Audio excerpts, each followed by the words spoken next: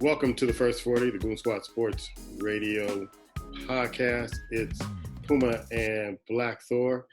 We're going to start talking about sports real quick and some of the stories that came up. We had some stories last week. We were practicing last week. Our show didn't get recorded. It was my fault. It's all on me. But Andy Dalton, man, signs a one-year deal with the Cowboys. And we talked about it on your show when Black Men Talk on Blog Talk. And I personally think that Dak Prescott is in trouble. This was a great strategic move by the Dallas Cowboys to get Andy Dalton for 1 year. And Jameis Winston signs for 1 year, which we talked about a little bit last week. But I want to get your views on Andy Dalton in Dallas first.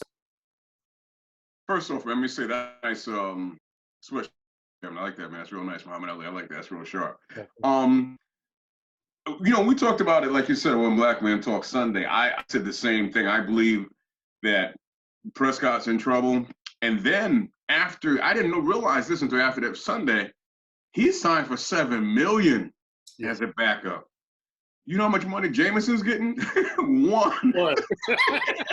So it's like, that means they have serious on using you somehow, some way, bro. I'm sorry, $7 million, that's not okay, come in, clipboard type material. So I think he's in a lot of trouble, man. I think he's in a lot of trouble. I say that to say they can basically now, that contract that they offered him before, they can bring down the price. They can yank that contract back. They can force you to play into that 1 year of the franchise and decide to go a totally different direction next year, bro. Based on what you do on the field, where you was all they were looking at for a while, and you took your time playing around. As I said Sunday, I understand why he's trying to be the highest paid quarterback. I just don't get it. You know what I mean? There's nothing wrong with just getting a good salary. Stop looking at what other quarterbacks are making, especially those quarterbacks that have done more in this league than you have. So yeah, without a doubt, man, he's in trouble. And if he decides not to show up to training camp when they have it, yeah, because you got to keep in mind, he supplanted Tony Romo when Tony Romo was injured. So the last thing you want to do is let that quarterback go out there and play for a little while. Because if he goes out there and play and he plays well, I would say this, Ice. We're talking about Andy Dalton and that 1 year deal with the Cowboys. I personally think Dak Prescott's in trouble. Here's why. Andy Dalton didn't have much to work with the offensive line and the offense with Cincinnati. And Dallas is in a division where they can contend for a playoff position. And if you give Andy Dalton the weapons that Dak Prescott has, I think Andy Dalton could go a long way with that, and he has some experience getting into the playoffs. What say you, sir? Well, I don't know about trouble, but depends on what you call trouble. I think that there's a cause for alarm. He needs to be ready to understand. He needs to understand. He needs to perform.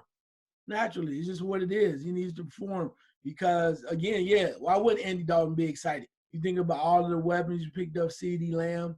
You just have talent. So a quarterback like that would be like, it's kind of like when you had A.J. Green and when Cincinnati that 1 year had decent amount of talent. You thought they were going to move with the tight ends and whatnot.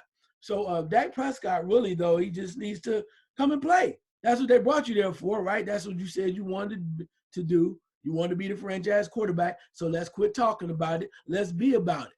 I mean, he always got a pass because last year they tried to make him the focus, took away from Ezekiel Elliott, because I think that's part of what the coach did and also what the offensive coordinator did. Now you got a new coach, new opportunity, more offensive weapons. Now what? So it's not like, it's almost people were saying it's this new thing. Hell, they've always supposedly had the talent. Now you really supposedly had the talent. So we just asking you to be the player you're supposed to be so you can get your money. That's all. I mean, it's like you're not asking a kid to do a grown-up's job. That's your job, as Black Thor would say. Do your job. You do your job, you don't have to worry about Andy Dalton. He will never see the light of day. If you do your job. Is that too much to ask? Could it be a situation, Ice, where the Dallas Cowboys will let Dak go out there and be a free agent to see how much he's worth to other teams, and then if he gets lowballed, then come in and say, okay, we're willing to pay you this much since you found out what you're really worth out there, like a Clowney who's out there trying to get a deal now. That could be a possibility, but let's look at it the other way too, though. That they already whatever the tag is like what 31, 33 million. Mm-hmm. So that's to kind of keep it going, and then that opens the door for them to negotiate for another contract. And if it doesn't happen, he still can play for the 31, for the 33, and work it down. But yeah, they'll probably let him go out there, but that's fine. That's fine. They're going to be okay. If you put Andy Dalton with them, you just said it. They're going to be okay. Question is, Dak, what do you want to do? You can get your money somewhere else, probably with a team that's maybe not as good, or you can just do what you're supposed to do, get your money, play, and move forward. You think Dallas is going to beg him now to sign? They tried to do that. Again, it comes down to he's going to have to decide what he wants to do and earn the money. They tried to come here. Everybody's complaining, oh, you ought to pay that man. Okay, you paid Tony Romo. Quit comparing them to Tony Romo. Yeah, they paid Tony Romo. You're not Tony Romo for a number of reasons. Do we want to go there? You're not. So guess what? This is not the first time in your life that somebody didn't give you something you thought you deserved. So guess what?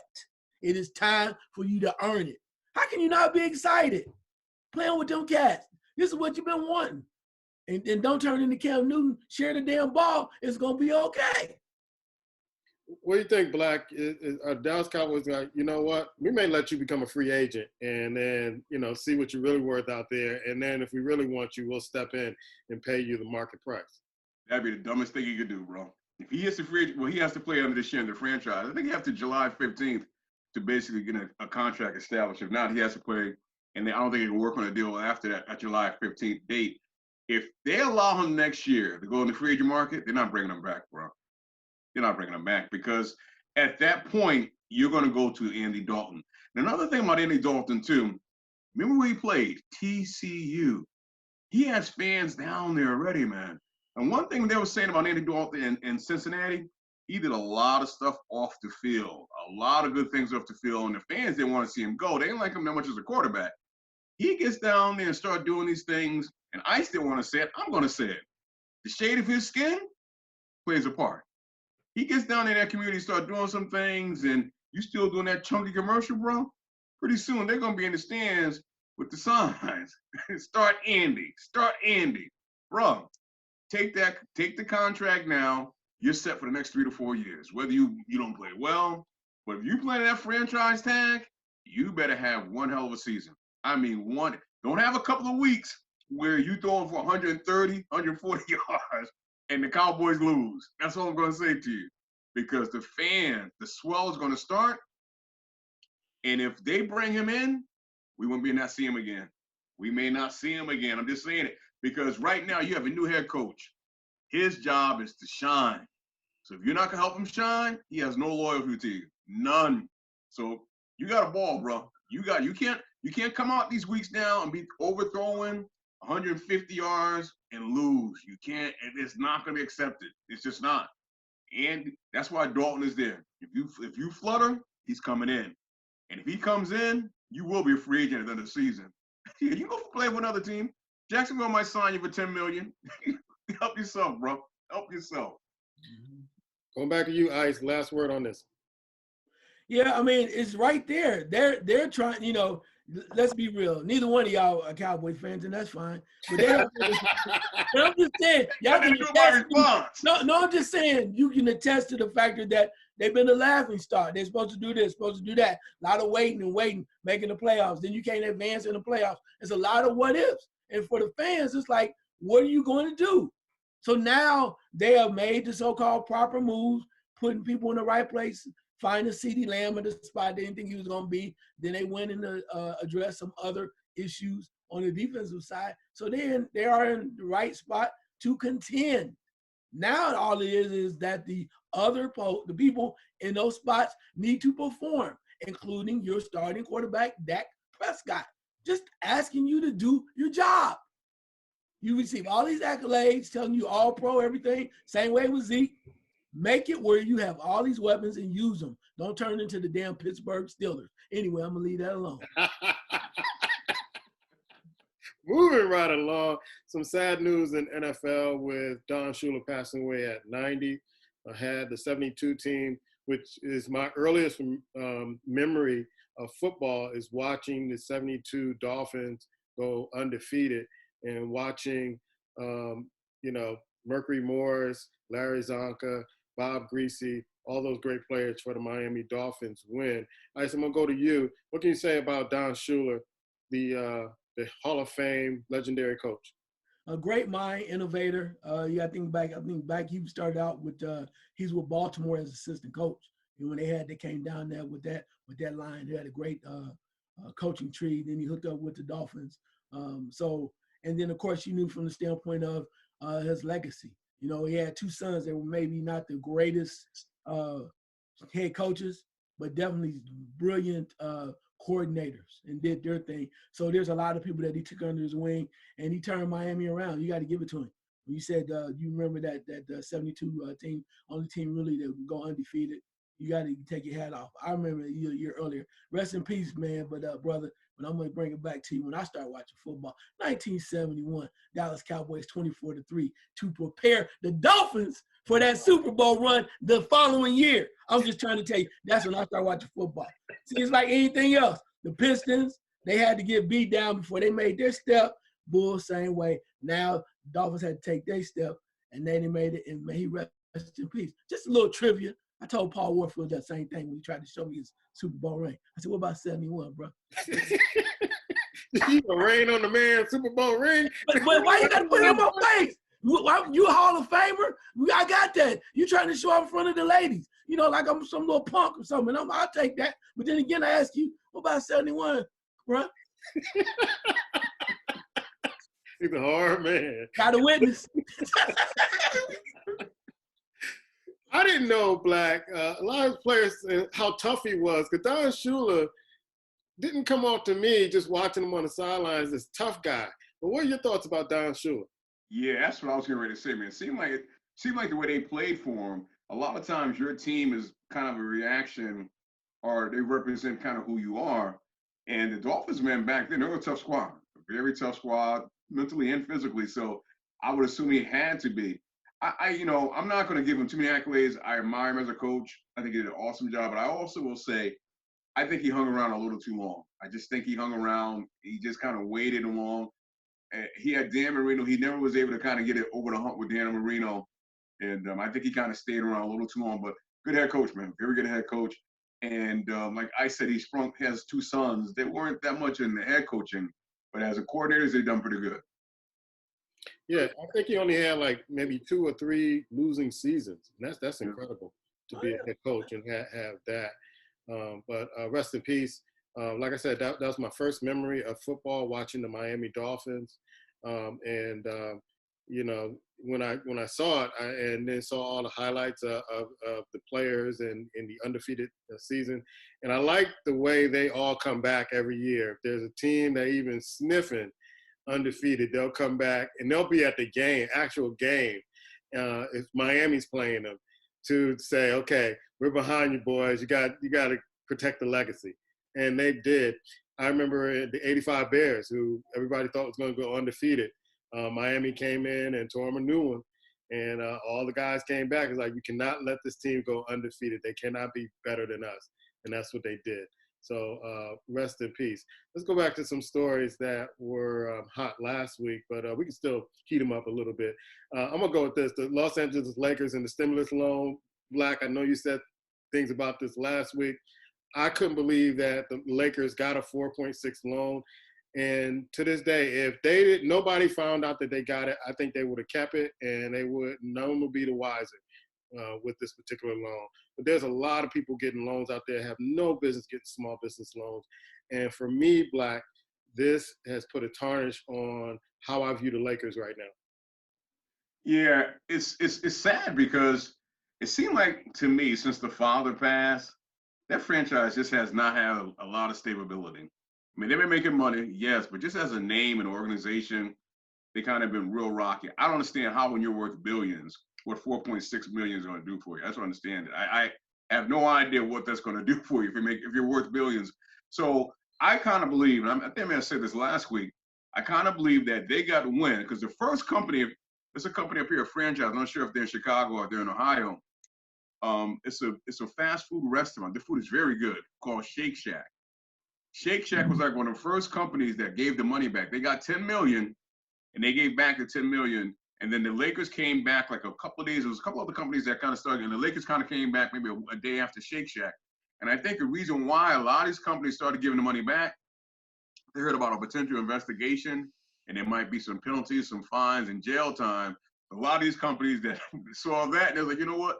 Take the money back. We don't want it. But here again, I don't understand the Lakers. Why would you even put yourself in that position if you're worth billions? Why? It makes no sense. I mean, it's beyond stupid. But if you look at the way they've been run for the past 10 some odd years, I guess it's okay. Yeah. Ice, what are your thoughts about the story, bro? It's bizarre. I mean, I think my point would be to look at the head of the investigation should be where does it start as to who's handing out the money, because somebody has to be part of that as far as the other end, as far as the money's coming from. But again, for the Lakers to even put in for it is crazy. I think I said that somebody trying to start a wet T-shirt contest and T-shirt business as well at the same time.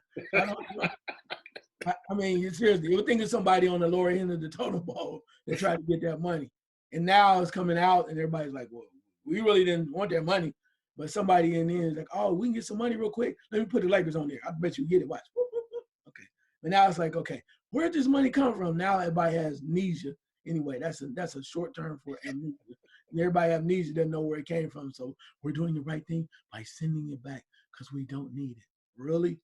Somebody on the lower end was trying to get paid, bro. They got caught. You know how that go. I was just playing. Just see if I can get it. Yeah. It was, look, me? Nah, man. You know, I would never do anything like that. Boy, I missed those wet T-shirt contests, boy. Somebody in the mail room trying to get that quick hit. Man, Jemele Hill is calling out a bunch of people. This week she called out Michael Jordan. Last week she called out the Patriots getting a white supremacist kicker. This kicker is doing all he can to try to wipe off that blemish on his record, Ice. And then Terrell Owens also ousted ESPN for not reporting this. And we did this last week, and we still haven't seen anything about this particular draft pick. What are your thoughts about Jemele Hill just calling out people, the NFL, ESPN, the Patriots, on this particular player when they gave her a lot of heat talking about 45 in office? Yeah, well, I mean, I understand why she's doing it. I mean, that's kind of part of what is her shtick now. But also, too, you got to think about it. She has a pretty interesting podcast that she does. Yes. And usually what she does normally is the podcast where she comes in, the people either in the studio or they kind of do it live. But considering now that things are going on, maybe they may not be able to do it live. So she's kind of like taping or doing some other different things outside the studio. So she needs volume and fire. So in order to do that, you create volume and fire for your shows. You start talking about people, start calling them out, start making controversy. And I'm not saying that's a ploy by her, but I wouldn't put it past her. This is about the money game now. It's Jemele Hill show. It's not the ESPN show. So she's trying to do what she got to do. But on the other end, I think the topics about the player with the tattoo, I think it's legitimate. But there again, when you start going, as they say, reaching one way or another, people start going, all right now, Jemele, now you're going after Jordan. But again, some people feel that way. You're going after Jordan. Be careful. Like she went after 45. Be careful, girl. But it depends if that's what she wants to do. I find it interesting. Again, Jordan's not perfect. He got a lot of stuff going on. I found an interesting comment about people talking about the cocaine. Everybody losing their mind. You surprised? Mm-hmm. You surprised? It was popping off, and you saw them in there drinking beer, doing what they do. I think that so many people are going to be surprised by what they think they see. Or not what they think they see, what they do see. It's like, oh my God, they were drinking beer in the locker room? Hell, they smoking cigarettes at halftime. Again, Maurice Lucas, back in the day. Oh. Yeah, I'm just saying, allegedly. Anyway, but Paul Malls. Allegedly, Paul Malls. Small world, you know, come back out there. I don't know, Lottie Diva. How the hell you smoking that many cigarettes and still playing ball? I would die right there as soon as I took one step on the court. I don't get it, man. I don't get it. But hey, a lot of wild stuff went on with these superior athletes. But I am surprised by a little bit by her. But hey, she's trying to get them numbers up. So I understand, Jamel. Rock on. That's people black that didn't see people play ball in the hood in the parks. Drinking beer. Hey, can I say one thing real quick? I told my brother, he came to visit me from Texas, 11:30 in the morning and in the evening. We playing ball, lights coming on, people balling. It wasn't set until you look to the side and everybody had them 40-ounce bags wrapped up on the side, waiting for the first break. That's all I'm saying. I got next. That was the standard. You brought your 40 with you. You bring your hoop, your sneakers, and a 40. Black, Jamel Hill, she's calling out folks. Even Craig Hodges is calling out folks with the Last Dance, but particularly about this Patriots player who nobody seems to be talking about. It seems like they're leaving this alone for some reason. Maybe it's the Patriots. Maybe it's Bill Belichick. I don't know. I think part of it is the way the guy handled it. He came out, whether you want to believe him or not, act like he had no idea. I'm going to get rid of it, blah, blah, blah, blah, blah. He basically said the things they wanted to hear. So the NFL is smart to realize if we don't comment on it, it's going to go away. And what happened? It went away. I mean, it just kind of disintegrated and it left. I listened to her podcast a couple of times, and Ice has a point, and I'm not mad at her. But I think she'd be doing it anyway. I think she would have been vocal about it. But we have the same amount of commercials that she has on her podcast, bro. None. So she's trying to get her name out there. It's a good podcast, but she's trying to get her name out there and make some noise. And it's kind of sad because she's very talented at what she does. And my thing is, I'll say this to her. If this the route you're taking, stay the path. Stay the path. Always be out there, throwing stuff out there, no matter who it's about. Don't be afraid. Michael Jordan, whoever, do what you got to do. So I respect her in that sense. I just think here again, I think when it happened, for the most part, I think a lot of people was unaware and they brought it to the attention. They brought it to the front. And here again, I don't know if they told him, but the way he handled it, I think his agent got in front of him and said, you know what, this is what you got to do. Bang, bang, bang, bang, bang. Became a non-issue. And so it's like at this point now, this past week, you haven't heard about it. If only unless she's talking about it, no one else is talking about it. It's like it's a non-issue. It's just kind of went away. And I said it last week, man, until the players, I don't understand. Not one player has a voice and said anything. Nobody says nothing. Not one player. Past, present, other than nobody says nothing. Yeah. Let's move on to college hoops. Black, could Rick Pitino's pass be catching up with him, bro? Louisville, was it Louisville that got some trouble, if I'm not mistaken? Yeah. Mm-hmm. Yeah, that's going to find its way to him a little bit. But, that slick here, Ralph finds a way to kind of put some oil and stuff and get away from it. So I don't know. If it does, I think it serves our own right because there's many other coaches out there that deserve to have that job, and you bring him in there knowing that he was dirty at Louisville. So if it does kind of make his way to where he is and takes him down, I mean, I root for no one to go down, but come on, man. At some point, you got to see a duck for what it is. The man's a duck. I mean, a flat out duck. There's a bunch of them, but he's the duck that's always seemed to be cracking the loudest. So, yeah, I think he's going to catch up with him. Okay. Well, Iona said, hey, we knew this was coming. This is still our guy. Are they just kind of saying that because, this is a hot story. It's in the press now. They have to say that to kind of tone down the fact that they hired him? Or are they kind of looking like, dude, we didn't know this and, we may have to let this guy go and grab somebody else? Well, I look at it this way. I think Iona is probably like, look, what's the punishment? That's the first thing. How long does the punishment last?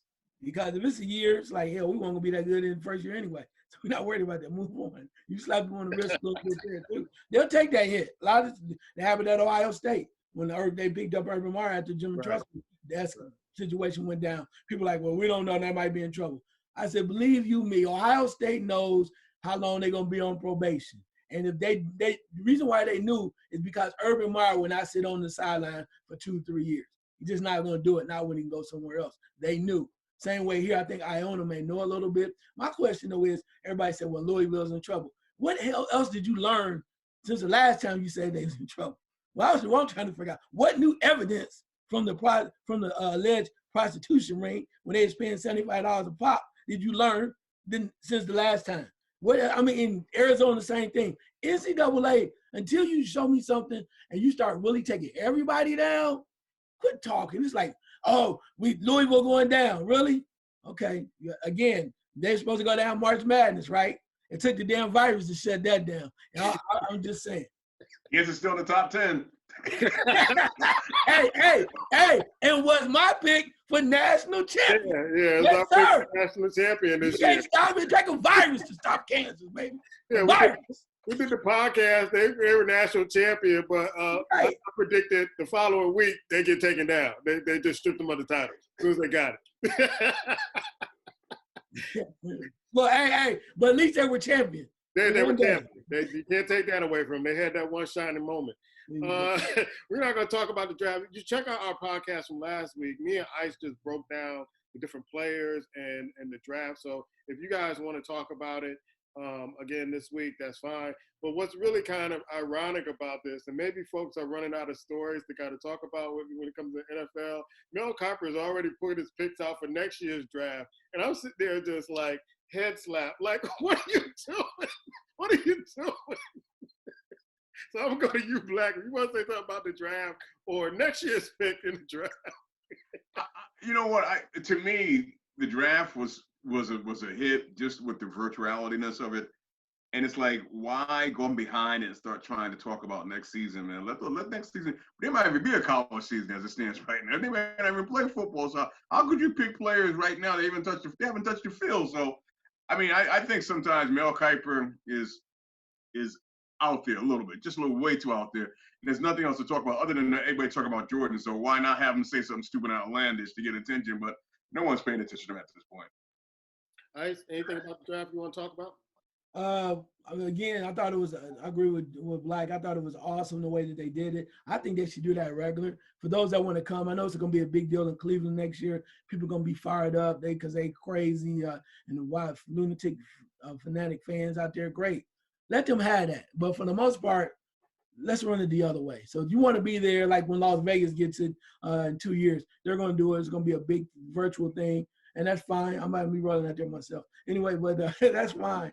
But let them have that. But I really like the way that they did it. Probably costs a lot less money and is a little more more inclusive as far as the families are concerned. So, yeah, I think that was a good thing overall. But when you look at the draft in general, you kind of go yourself. Good things happen, but a lot of people are tripping out over it. And you mentioned about Mel Kiper Jr. I think he knows, his time's up, bro. They have a certain, like a clock. It's like a calendar. These are the times that he's relevant. And that is the sand in the hourglass is winding down.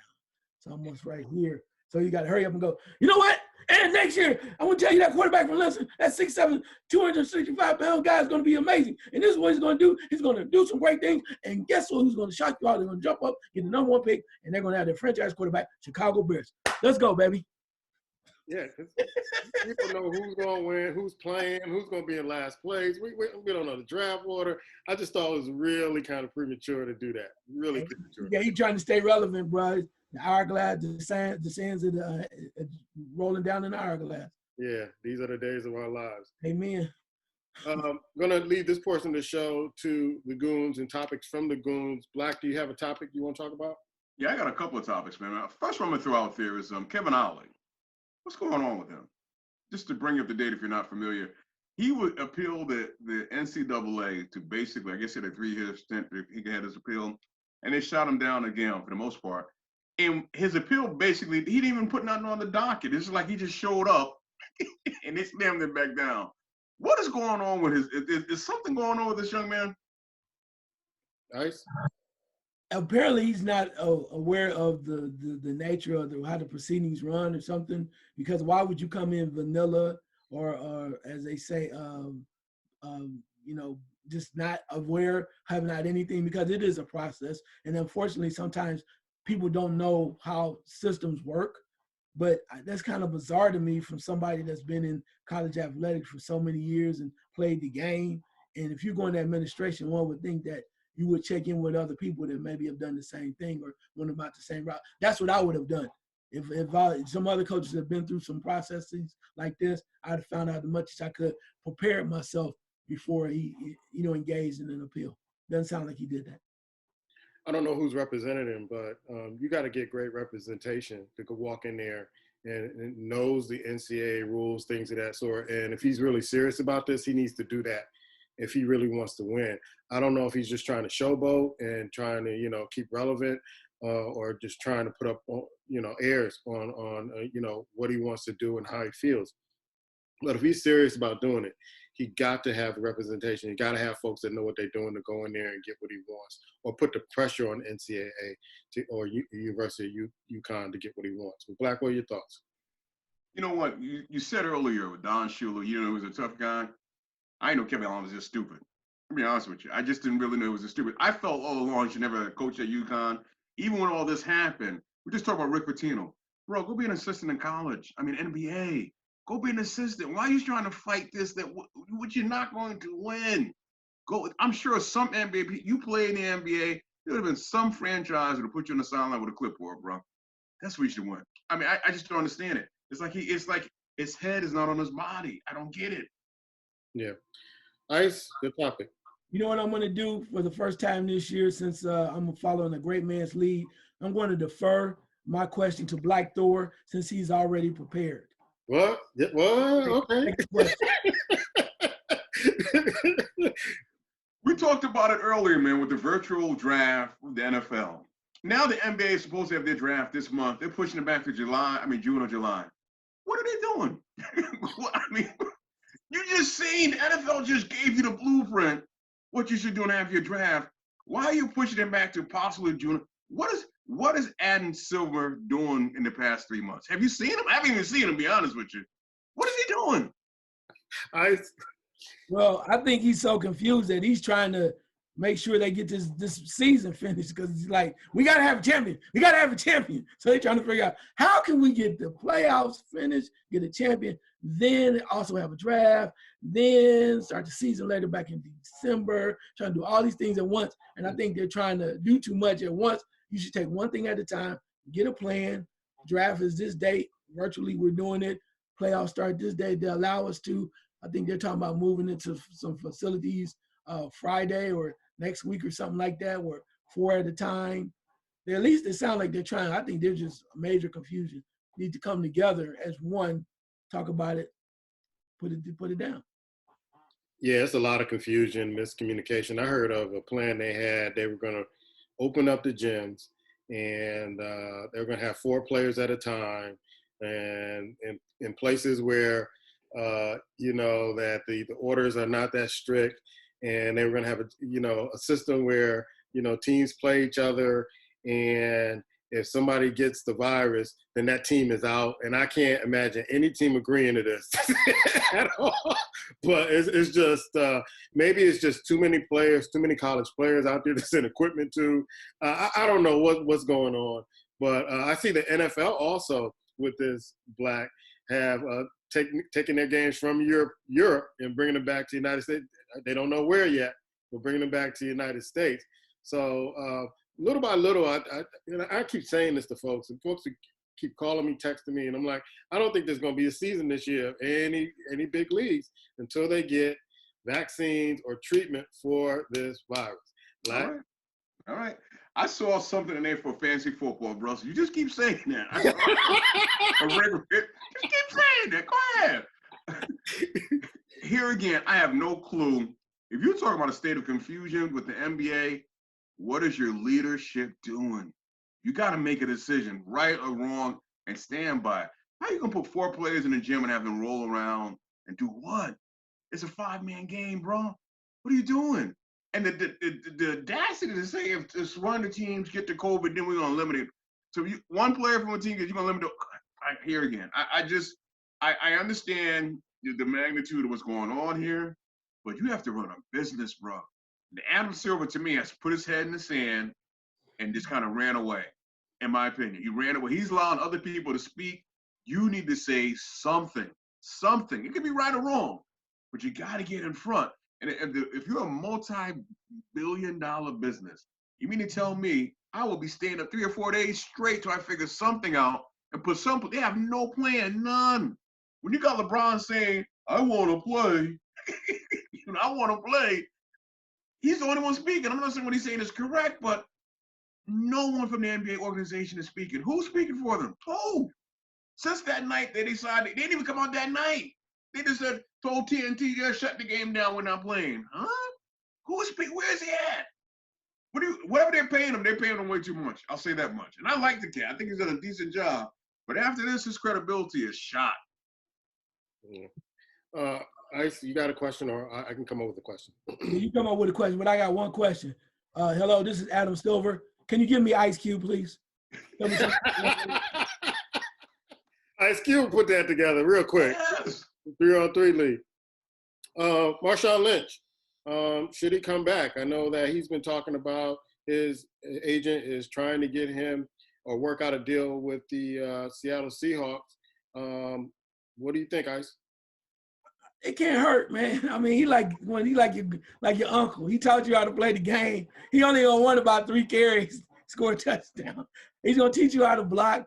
He's not gonna hurt anybody. As long as he can perform, do a little bit, and keep morale up, why not? I mean, it's not like they have somebody coming in there that's gonna dominate the situation and take carries from you. He doesn't need 20 carries. He's one of them old guys that you back in the day. Remember John Brockington. After he was no longer serviceable as the halfback for Green Bay, they put him in like a fullback. He leaned forward, he gets in 2-3 yards, and he scored. Everybody's happy. What's wrong with that, man? That's how you build legacies.